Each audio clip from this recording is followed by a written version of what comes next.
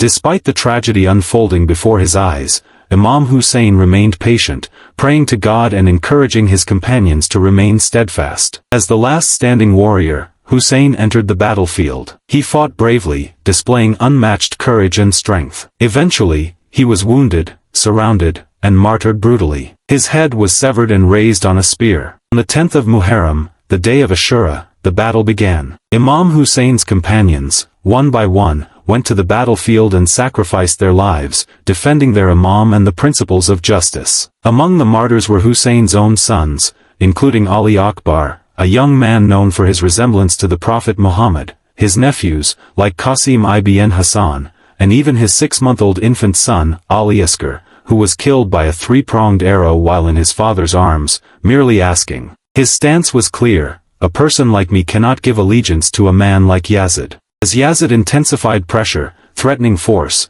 Imam Hussain left his home in Medina with his family and a few companions, heading towards Mecca. There, he received letters from the people of Kufa, a city in present-day Iraq, inviting him to lead them against Yazid's tyranny. Encouraged by their promises, Hussain decided to go to Kufa. But Yazid's governor, Ubaydullah ibn Ziyad, quickly took control of Kufa, turning the people against Imam Hussain through fear, bribes, and violence. While en route to Kufa, Imam Hussein's caravan was intercepted and redirected to the barren desert land of Karbala, near the Euphrates River. There, Yazid's army, nearly 30,000 strong, surrounded him. Hussein's group consisted of only 72 companions, including his family members, women, children, and a handful of loyal followers. The tragedy of Karbala is one of the most profound and heart-wrenching episodes in Islamic history. It is not merely a tale of martyrdom, it is a timeless lesson in sacrifice, truth, and resistance against tyranny. It took place in 680 AD,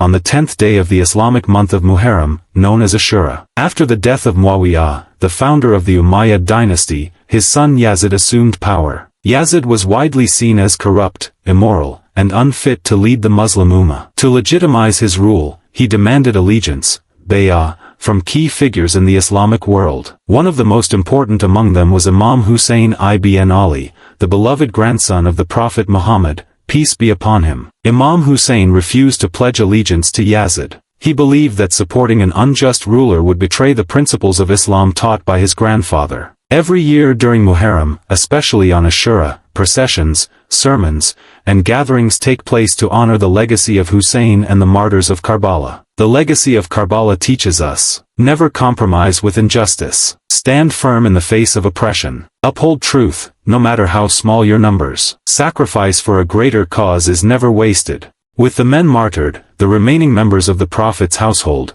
mostly women and children, were taken captive and paraded through Kufa and then to Yazid's court in Damascus, Syria. Among them was Zainab bint Ali, Hussein's sister, who displayed incredible strength and eloquence. She addressed Yazid's court with boldness and dignity, condemning his tyranny and reminding the people of their responsibilities toward truth and justice. Imam Hussein's stand in Karbala echoes through centuries, reminding humanity that every day is Ashura, and every land is Karbala, because the battle between truth and falsehood continues in every age.